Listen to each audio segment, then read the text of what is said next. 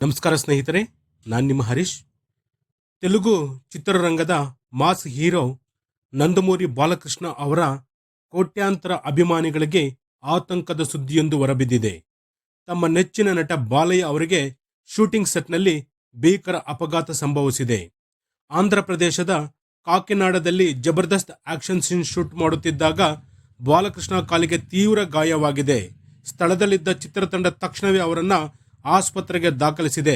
ಹಾಗಾದರೆ ಪ್ರಸ್ತುತ ಬಾಲಯ್ಯ ಅವರ ಆರೋಗ್ಯ ಪರಿಸ್ಥಿತಿ ಹೇಗಿದೆ? ಶೂಟಿಂಗ್ ಸೆಟ್ನಲ್ಲಿ ನಿಜಕ್ಕೂ ಆಗಿದ್ದೇನು? ಸಂಪೂರ್ಣ ವಿವರ ಇಲ್ಲಿದೆ ನೋಡಿ. ಹೌದು ಸ್ನೇಹಿತರೆ, ಮಾಸ್ ಮಹಾರಾಜ ನಂದಮೂರಿ ಬಾಲಕೃಷ್ಣ ಅವರು ತಮ್ಮ 111ನೇ ಸಿನಿಮಾ ಅಂದರೆ NBK 111 ಚಿತ್ರದ ಚಿತ್ರೀಕರಣದಲ್ಲಿ ಬ್ಯುಸಿಯಾಗಿದ್ದರು. ಯಶಸ್ವಿ ನಿರ್ದೇಶಕ ಗೋಪಿಚಂದ್ ಮಲಿನೇನಿ ಸಾರಥ್ಯದಲ್ಲಿ ಮೂಡಿಬರುತ್ತಿರುವ ಈ ಆಕ್ಷನ್ ಸಿನಿಮಾದ ಶೂಟಿಂಗ್ ಆಂಧ್ರ ಪ್ರದೇಶದ ಕಾಕಿನಾಡ ಪೋರ್ಟ್ನಲ್ಲಿ ಭರದಿಂದ ಸಾಗುತ್ತಿತ್ತು.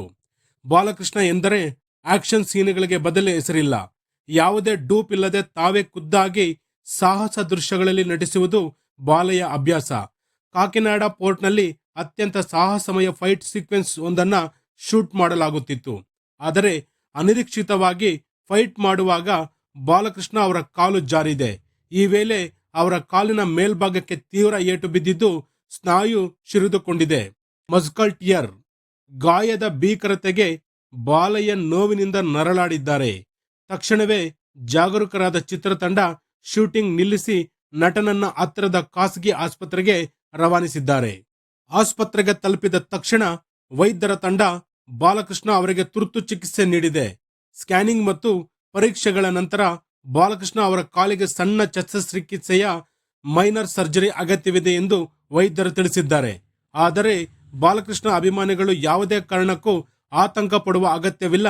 ಪ್ರಸ್ತುತ ಅವರ ಆರೋಗ್ಯ ಸ್ಥಿರವಾಗಿದ್ದು ಸಂಪೂರ್ಣವಾಗಿ ಚೇತರಿಸಿಕೊಳ್ಳಲು ಕೆಲ ದಿನಗಳ ಕಾಲ ಸಂಪೂರ್ಣ ವಿಶ್ರಾಂತಿ ಬೆಡ್ ರೆಸ್ಟ್ ಅಗತ್ಯವಿದೆ ಎಂದು ಆಸ್ಪತ್ರೆಯ ಮೂಲಗಳು ತಿಳಿಸಿವೆ.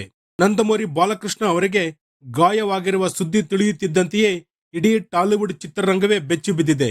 ನಂದಮೂರಿ ಕುಟುಂಬದ ಸದಸ್ಯರಾದ ಜೂನಿಯರ್ NTR, ಕಲ್ಯಾಣ್ ರಾಮ್ ಸೇರಿದಂತೆ ಅನೇಕ ಮುಖಂಡರು ಮತ್ತು ಚಿತ್ರರಂಗದ ಗಣ್ಯರು ಬಾಲಯ್ಯ ಶೀಘ್ರ ಗುಣಮುಖರಾಗಲಿ ಎಂದು ಹಾರೈಸಿದ್ದಾರೆ.